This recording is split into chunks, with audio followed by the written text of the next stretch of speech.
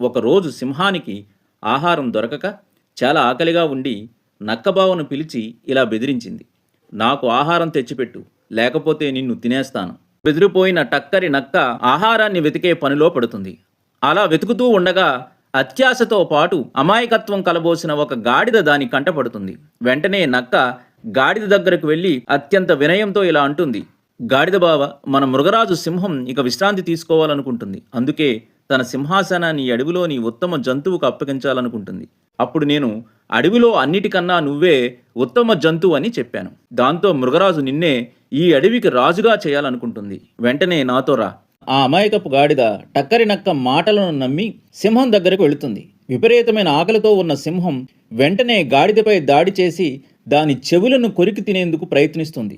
అనుకోని ఆ పరిణామానికి భయపడిపోయిన గాడిద చాకచక్యంగా సింహం చెర నుంచి తప్పించుకుని అక్కడి నుంచి పారిపోతుంది. భయంతో పారిపోయిన గాడిద నక్క దగ్గరకు వెళ్ళి కోపంగా ఇలా అంటుంది. నన్ను నువ్వు నమ్మించి ఎందుకు మోసం చేశావు?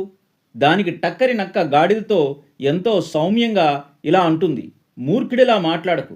నీ తలపై కిరీటం పెట్టడానికి వీలుగా ఉండాలని మన సింహరాజు నీ చెవులను తొలగించాలనుకుంది.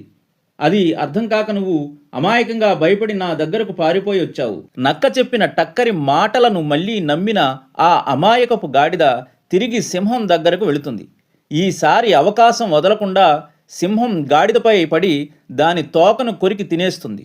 తీవ్ర గాయాలతో గాడిద మరోసారి సింహాన్ని తప్పించుకుని అక్కడి నుంచి పారిపోతుంది. తీవ్ర గాయాలతో పారిపోయిన గాడిద తిరిగి నక్క దగ్గరకు వచ్చి విపరీతమైన కోపంతోనూ బాధతోనూ అరుస్తుంది. అయినా నక్క తన టక్కరి తెలివితో గాడిదను మాయగా సముదాయిస్తూ ఇలా అంటుంది. మన మృగరాజు నీ తోకను కొరికి ఎందుకు తిన్నాదంటే నువ్వు రాజసింహాసనంపై ఎలాంటి ఇబ్బంది లేకుండా సౌకర్యంగా కూర్చోవడానికి. ఆ అమాయకపు గాడిద మితిమీరిన అత్యాశతో ఈసారి కూడా టక్కరి నక్క మాయ మాటలను నమ్మేసి తిరిగి సింహం దగ్గరకు వెళుతుంది. ఈసారి సింహం ఏమాత్రం ఆలస్యం చేయకుండా గాడిదపై దాడి చేసి దాన్ని చంపివేస్తుంది. అప్పుడు నక్క సింహానికి కనిపించకుండా గాడిద మెదడును తినేసి మిగిలిన అన్ని భాగాలను ఒక ప్లేట్లో పెట్టుకుని సింహం దగ్గరకు తీసుకుని వచ్చి అందిస్తుంది. ఆ ప్లేటును జాగ్రత్తగా పరిశీలించిన సింహం నక్కను చూసి ఇలా అంటుంది. ఈ ప్లేట్లో గాడిదకు చెందిన అన్ని భాగాలు ఉన్నాయి, కానీ గాడిద మెదడు మాత్రం కనిపించడం లేదు. ఏమైంది? ఆ టక్కరి నక్క వెంటనే తెలివిగా ఇలా సర్ది చెబుతుంది. మృగరాజా, గాడిదకు నిజంగా మెదడు ఉండి ఉంటే 2 సార్లు దాడికి గురైన తర్వాత కూడా 3వ సారి మీ దగ్గరకు ఎందుకు వచ్చేది? అర్హత లేని విషయాలపై ఆశపడి ఎవరు ఏమి చెప్పినా నమ్మి అనవసరంగా ఆపదలను మనకు మనమే సృష్టించుకోకూడదు.